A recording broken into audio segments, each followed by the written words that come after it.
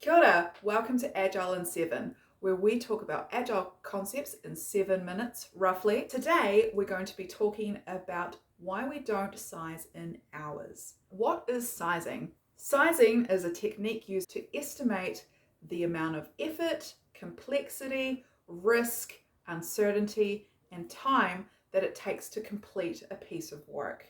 Sizing can be done in many different ways, but the most common thing that we see in software delivery teams is the Fibonacci sequence. The reason that the Fibonacci sequence is so widely used is because it's easy enough to translate and predict work to be done because it does use numbers. However, this is where it gets a bit confusing. I know that when I was first introduced to the concept of story points, I equated the number in the sequence to time.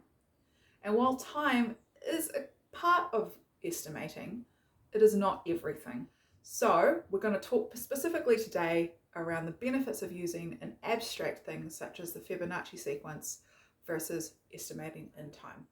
For hundreds, thousands of years, I don't know, I'm not a historian, but we've used the concept of hours, days, and weeks.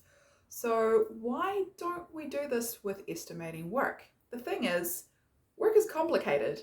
We've got a lot of unknowns, a lot of risks, different skill levels, and quite simply, your hour is not the same as my hour. Let's say there's 10 people and we all have to run a kilometre. That sounds maybe doable to you, sounds maybe doable to me. However, you might be an ultra marathon runner. Maybe we've got some people with some disabilities. Maybe we've got someone who's sick that day. So while it's the same distance, we've said a kilometre, it's not the same for everybody. And we can equate this back to the software delivery team. A team isn't just made of developers though. There are testers, designers, BAs. So while there will be some crossover with skills, not everyone can do everyone's job exactly. So when we're talking about using estimation for story points, that's taken into account. It's the whole team's effort, not just one individual's. Whereas if we estimate it in time, you might have a senior developer in the team. They might say that a piece of work is going to take 3 hours. You're like, okay, well, why is that so bad? Here's the thing. The software developer gets sick. The work needs to be done. The only person available to do the work on the team is a junior developer.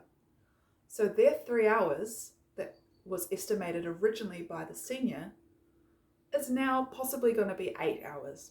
And you can see where this might become a problem because the product owner has said to the stakeholders or whoever this item is getting delivered to, this will be ready in 3 hours. I'm sure you can work out the consequences yourself there. It really doesn't do great for team morale either.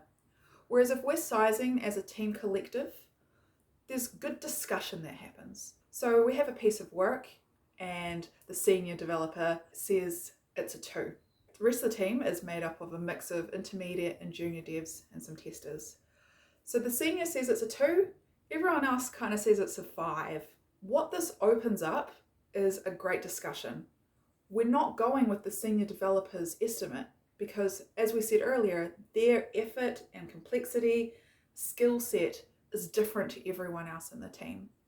And so we have this discussion. The senior dev is like, well, I think it's a 2 because this reason, and this reason. And the tester goes, well, you haven't thought about this, this, and this. And then junior says, I have no idea what this area of the code base is like.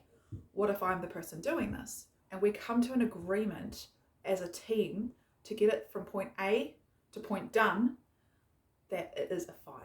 Okay? And the senior may pick it up and it may only be a 2 to them, but it's all about the team effort.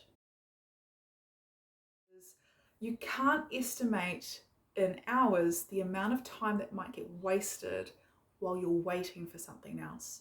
Let's say, for example, your team needs to have an integration with a third party. You don't know what this third party's workload is like. You don't know how long it's going to take. So if you're going to estimate it in time, you might only be estimating the amount of effort that it's going to take you to do your piece of work. Let's say that's 3 hours, whereas the third party stuff might take up to 2 weeks. Whereas if the team estimated it as a 5 in total, that takes all of the uncertainty and risk and waiting into account. and it's still trackable by the product owner. Whereas if you had estimated it to be 3 hours and then we're thinking, oh, maybe it's going to be about 4 hours in total, we're waiting that extra hour for the third party. What does that mean? Does it mean from 8 a.m. to 12 p.m.? Is it 4 hours elapsed time? Are you counting it? It's a lot of wasted time on time admin. Whereas if we just said it was a 5, maybe your part of the work was a 2 as a team, and we're counting that uncertainty and risk as a 3. Overall it's a 5, and that's okay because the team knows the standard of what a 5 is. Your product owner knows the standard of a 5. So some of the benefits with using story points in estimating is that it's a team collective effort. So therefore it doesn't equate to skills and experience, because in your team you've got a whole bunch of skills and experience. One of the other things is that it's individual to the team. So having a 5-pointer in one team does not equal a 5-pointer in another team, just like having 3 hours in one team does not equal 3 hours in another team. So why do we use story points? Why do we estimate? It's about the conversation. It is about predictability. It is because it's complicated work. I could drive down to the supermarket and be pretty confident it's going to take me 5 minutes. But if it was my first ever trip to the supermarket, would I know that? Sure, I could look on Google Maps, but maybe there's been an accident. Maybe my car breaks down. There's still uncertainty, even in the most simplest of tasks. But that is a simple task, just driving to the supermarket. I've done it lots. I know it takes roughly 5 minutes. So if you can translate that into software development, it's so much more complicated than that. And this is why hours are actually just a detriment to the team.